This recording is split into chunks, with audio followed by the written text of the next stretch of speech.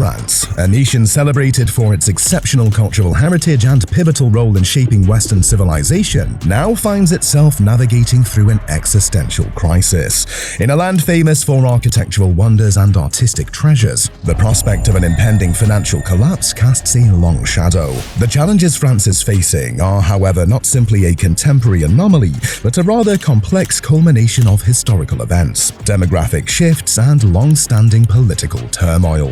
As France grapples with mounting debt, political instability, immigration, and the aftershocks of several global crises, understanding how its past has shaped its present becomes crucial, because the crisis brewing in France is more than a national emergency. It's a critical juncture that reflects on broader European challenges and raises key questions about the future of the continent. Welcome to Living History.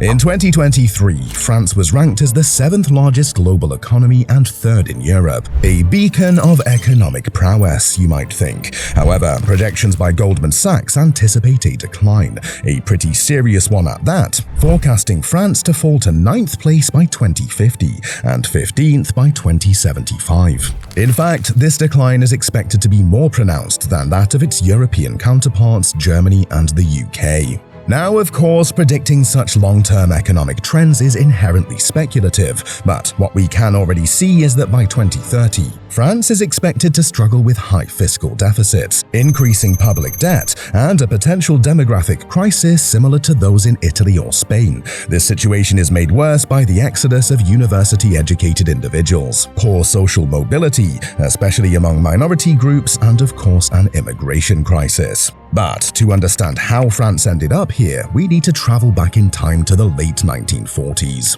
The economic trajectory of France has been profoundly influenced by its post-World War II history. Following the devastation of occupation and conflict, France experienced a remarkable recovery in the post-war era known as les Trente Glorieuses, or the Glorious 30, a period of rapid growth and prosperity. This recovery was facilitated by a unique form of state capitalism, known as dirigisme. From 1945 to 1968, the French government prioritized industrial investment over labor market and consumption, directing resources towards rebuilding and modernizing its economy. This approach was characterized by significant state intervention, rapid economic growth, social progress, and a general sense of optimism. As you can expect, the political left enjoyed a significant level of popularity in France during this period. Socialist ideas, with their emphasis on equality, social justice, and public ownership of key industries, resonated with many French people who were seeking a more equitable society. Not surprising then that during this time the French Socialist Party, PS, emerged as a major political force. The PS's focus on social welfare and public services resonated with many voters who sought greater equality and security. Additionally, the party's commitment to internationalism and peace appealed to a generation that had experienced the horrors of war. There would, however, be a price to pay for all this in the coming decades, but let's not get ahead of ourselves just yet. Socialism's popularity began to decline in the late 1970s as the economic boom of the Trente Glorieuses came to an end. The oil crisis of 1973 and subsequent economic downturns led to increased unemployment, social unrest, and a questioning of the traditional socialist model. The PS's moderate approach was criticized for not being sufficiently radical, while its focus on social welfare was seen as unsustainable in the face of economic hardship. This led to a notable shift in policy under the leadership of Valéry Giscard d'Estaing. The French government began to focus more on supporting the labor market and consumption, promoting privatization and reducing emphasis on state industrial investment. This transition marked a gradual move away from dirigisme towards a more balanced economic approach. The pivotal year of 1983 marked another significant shift in France's economic policy. Under the leadership of President François Mitterrand and Prime Minister Pierre Mauroy, France embarked on a course of economic liberalization, moving away from its interventionist approach and adopting a more market-oriented economy.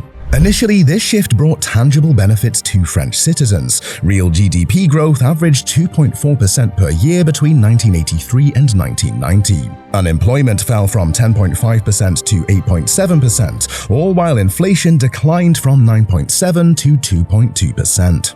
However, as time progressed, it became apparent that these policies were hindering economic growth. The average annual growth rate of real GDP slowed to just 1.9% between 1990 and 2000. Unemployment rose to 12.8% and inflation crept up. This slowdown in economic growth was attributed to a number of factors, including the increasing globalization of the economy, the rise of automation, and of course demographic changes were beginning to bite. The result? By 2002, President Jacques Chirac faced the daunting task of revitalizing French prosperity. Not so easy though, given the compounding problems from the previous decades. This period marked a stagnation phase in France's economy, reflected in the unemployment rates. While the 7.8% rate in the early 2000s represented an improvement from previous decades, it remained stubbornly above the European average. As you can expect, this persistent issue had roots stretching back to the 1970s, when structural imbalances in the labor market began to emerge. If we go back a moment, the 1970s in France were a time of economic upheaval. As you may remember, the nation was transitioning from the post-World War II era of Les Trente Glorieuses, marked by rapid growth and prosperity, into a more uncertain and complex economic landscape. The shifts in the labor market during this time laid the foundation for future challenges. By the 2000s, France's labor market was characterized by high unemployment and inactivity rates, particularly among low-skilled workers, youth, the elderly, and the immigrant population. It gets worse, though. The adoption of neoliberal policies in the late 1990s and early 2000s, while promoting economic efficiency, also led to rising income inequality and a growing sense of social discontent. The share of national income going to the top 10% of earners increased from 24% in 1985 to 35% in 2005, while the share going to the bottom 50% declined from 19% to 17%. This widening of income inequality contributed to the rise of social movements, such as the Yellow Vest protests, which demanded greater economic and social justice. That is not all, though. Another historical thread contributing to the mounting economic challenges that France is facing today is the stringent labor regulation and high social security contributions imposed on employers. These factors, emerging from France's strong tradition of social protection and labor rights going back to the middle of the 20th century, act as deterrents to hiring, reducing labor market flexibility and hindering job matching. Consequently, despite having a high number of university graduates, a substantial portion of educated French youth are seeking employment opportunities abroad. This exodus of skilled workers, coupled with the challenges in the labor market, has far-reaching implications for France's welfare system, particularly its pension system. The French pension system, like many others, operates on a principle akin to a government-run Ponzi scheme, relying on current workers' contributions to fund retirees' pensions. But as France's population aged and skilled workers left, the burden on the government to fund these pensions increased and will continue to do so unless some serious reforms are introduced.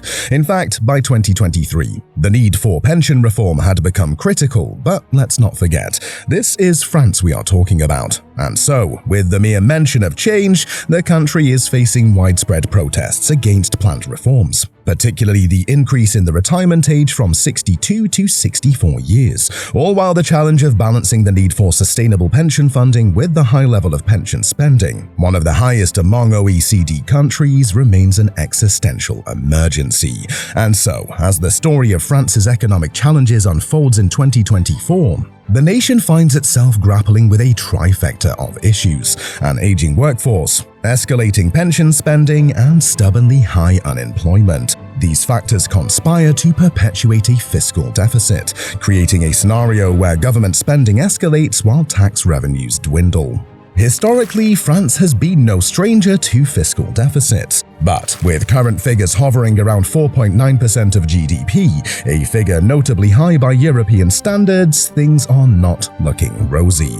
And so, although France is not on the brink of economic collapse just yet and remains in a comparatively better state than some of its European neighbors, like Italy or Spain, things can rapidly turn for the worse if the government under the leadership of the polarizing Emmanuel Macron does not address the deep-rooted issues, such as unemployment, social integration, labor market inefficiencies, and of course pension reform.